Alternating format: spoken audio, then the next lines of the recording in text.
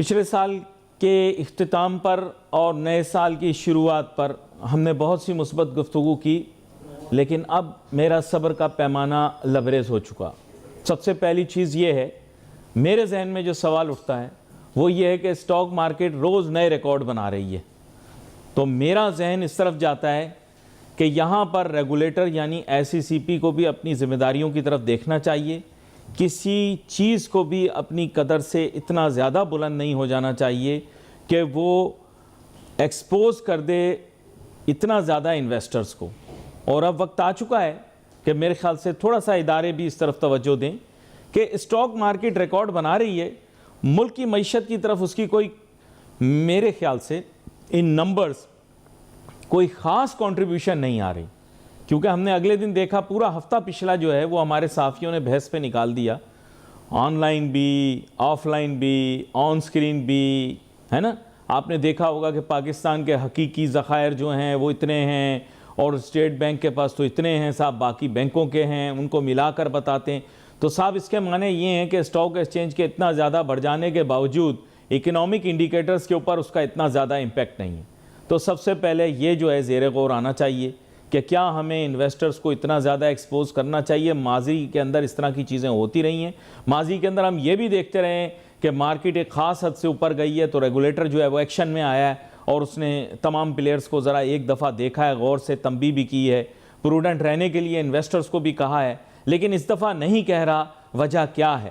کیونکہ کل کو کون رسپانسیبل ہوگا اگر مارکیٹ میں والیٹیلیٹی کی وجہ سے لوگوں کے لاسز ہوں؟ اور خاص طور پہ آپ کو پتہ ہے کہ ہمارے اپنے ملک پاکستان میں جو حکومتی ادارے ان کا بھی بڑا اہم کردار ہوتا ہے انویسٹمنٹ کے اندر، تو یہ ہمارا پیسہ بھی جو ہے وہ ایک طرح سے پریزرو کر رہے ہوتے ہیں، کسٹوڈین ہوتے ہیں، اور جب وہ انٹیلیجنٹ ڈیسیژن لیتے ہیں تو ان پہ کرٹیسزم نہیں ہونا چاہیے۔ اگر کوئی بھی SOE یا گورنمنٹ کی تنظیم یا گورنمنٹ کا ادارہ مارکیٹ سے پیسے وڈرا کرتا ہے تو they are then fully justified to do so.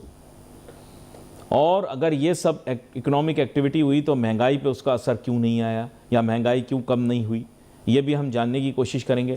Petrol سستا ہو گیا ہے، لیکن پٹرول کے سستے ہونے کے باوجود انفلیشن، اچھا مزے کی بات دیکھو یار، اتنی دور پھینکتے ہیں نا ہم لوگ، پٹرول سستا ہونے سے پہلے ہی مہنگائی کی شرح کم ہو گئی۔ واہ واہ واہ واہ، سب سے پہلے تو مبارکباد دیتا۔ میرے ساتھ آج موجود ہیں جناب عتیق میر صاحب جو کہ تاج العجماں بھی ہیں اور AKTI کے سربراہ بھی ہیں۔ ویلکم کرتا ہوں آپ کو شو میں سر۔ شکریہ۔ دیکھیں آپ کمال دیکھیں، پٹرول کی قیمت کم ہونے سے پہلے ہی مہنگائی کم ہو گئی، لوگوں نے قیمتیں کم کر دی۔ دیکھو حکومت جو ہے نئے سال کی خوشی میں پٹرول کی قیمت کم کر رہی ہے، اور ہم نے شائع بھی کر دیے کہ تاریخ کی سب سے کم ترین مہنگائی کی سطح ہو گئی۔ کیا بات ہے ہماری ہیں، ہم تو امریکہ سے بھی تیز جا رہے ہیں۔ ارے چھوڑیں، ہمیں موقع دیں، مریخ پہ پہنچ کے آپ کو دکھائیں گے۔ آپ جائیں گے نہیں، خبر پہلے شائع کر دیں گے کہ مریخ پہ پہنچ گئے۔ جی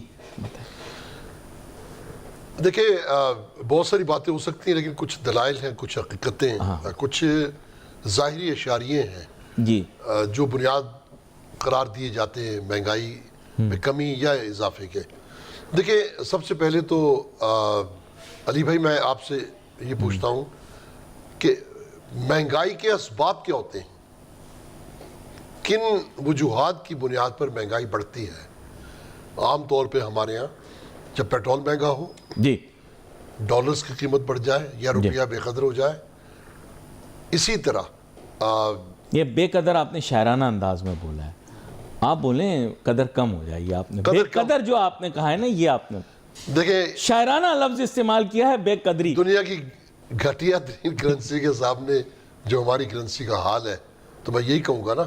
اب دیکھیں نا کہ افغانستان میں ڈالر 66 روپے کا ہے، پاکستان میں 280 روپے کا ہے، تو کیا یہ اس کو قدر میں کمی نہیں بلکہ میں تو یہ کہوں گا کہ واقعی بے قدر ہو گیا۔ اچھا پھر دیکھیں، سب سے بڑی بات، بجلی کی قیمت بڑھ جائے،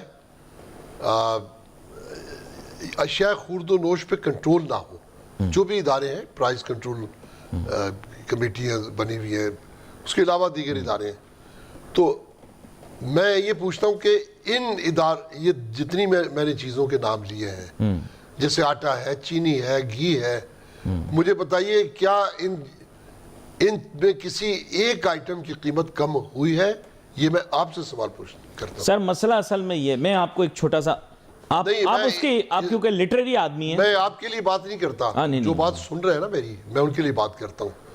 تو جب قیمت بڑھنے کی وجوہات, آپ لوگوں کے بارے میں بات ہو رہی ہے 25 کروڑ لوگوں کی, 25 کروڑ لوگوں کی بات ہو رہی ہے, جب مہنگائی بڑھنے کی وجوہات برقرار ہیں, تو کون سا معجزہ ہو گیا کہ مہنگائی کم ہو گئی؟ دیکھیں اخبار میں شہ سرخی کیا چھپے گی, اسٹاک ایکسچینج اپنی بلند ترین سطح پر, میں نے پڑھی ہے, پتہ نہیں آپ نے پڑھی نہیں پڑھی, اسٹاک ایکسچینج اپنی بلند ترین سطح پر تمام نفسیاتی حدود پار کر کے نفسیاتی ہو چکی ہے.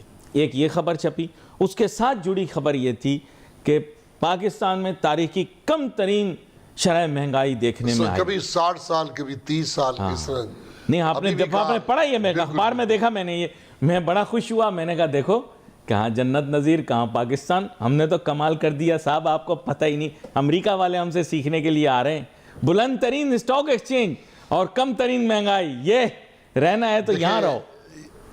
اسٹاک ایکسچینج یا دیگر جو بھی عوامل ہیں وہ پیرامیٹر نہیں ہے. مہنگائی میں کمی کا پیرامیٹر مارکیٹیں ہیں, لوگوں کی قوت خرید ہے, جو اندازہ ہوتا ہے. دیکھیں, یا تو مہنگائی میں کمی کا, یا مہنگائی کم نہ ہو لیکن مہنگائی قابل قبول یا قابل برداشت ہو, اس کی بھی ایک صورت ہے کہ آپ کا جی ڈی پی اوپر چلا جائے. 2023 میں بربادی کی حالت دیکھیں, ہمارا جی ڈی پی مائنس میں تھا. اس وقت بھی کہا جا رہا تھا کہ بہت اچھے اشاریے ہیں. اسی طرح ابھی آپ دیکھیں افغانستان میں کیا کچھ تباہیاں نہیں مچائیں امریکہ نے. آج افغانستان میں 2% شرح ہے مہنگائی کی. یہ سری لنکا کی صورتحال کیا رہی ہے, ایک انقلاب آیا وہاں پر, آج وہ بھی 2-2.5% سے اوپر نہیں ہے. تو ایک بنیاد ہوتی ہے, کیا ہمیں بھی ویسے حالات چاہیے کہ خدا تجھے کسی طوفان سے آشنا کر دے کہ تیرے بحر کی موجوں میں اضطراب نہیں, کہ یہاں پر بھی اس طرح کچھ عوام میں اشتعال آئے گا, ابال آئے گا, تو پھر یہ شرح ہمیں بھی میسر ہوگی.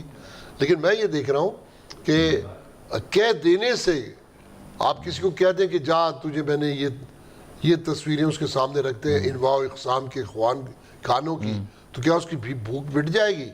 اس طرح کے بیانات تو ایسے ہی ہیں جیسے وہ ابھی آپ نے کہا. نہیں, ویسے اس چیز سے ہٹ کے میں بات کر رہا تھا ذرا, میں نے آپ کو بتایا تھا آج میرا تھوڑا ذہن دوسری طرف ہٹا ہوا تھا.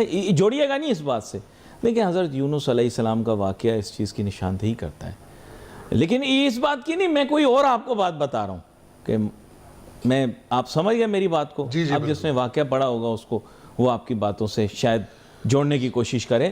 دیکھیں بہت ساری قومیں ایسی ہوتی ہیں کہ انبیاء علیہ السلام بھی ایک وقت آتا ہے کہ ان سے, اچھا یہ بات نہیں کہنی, چلو نہیں کہی. اس حکومت کی جو اجلتیں نظر آتی ہیں اپنے بہتر چہرے دکھانے کے لیے, اپنے آپ کو گڈ گورننس کے زمرے میں لانے کے لیے, وہ ایک میں نے بھارتی فلم دیکھی تھی جس میں کوئی اخبار بریکنگ نیوز بنانے کے لیے انہوں نے ٹیم رکھی ہوتی ہے, جی وہ قتل کرتے ہیں اور صبح اس کی خبر چھاپ دیتے ہیں.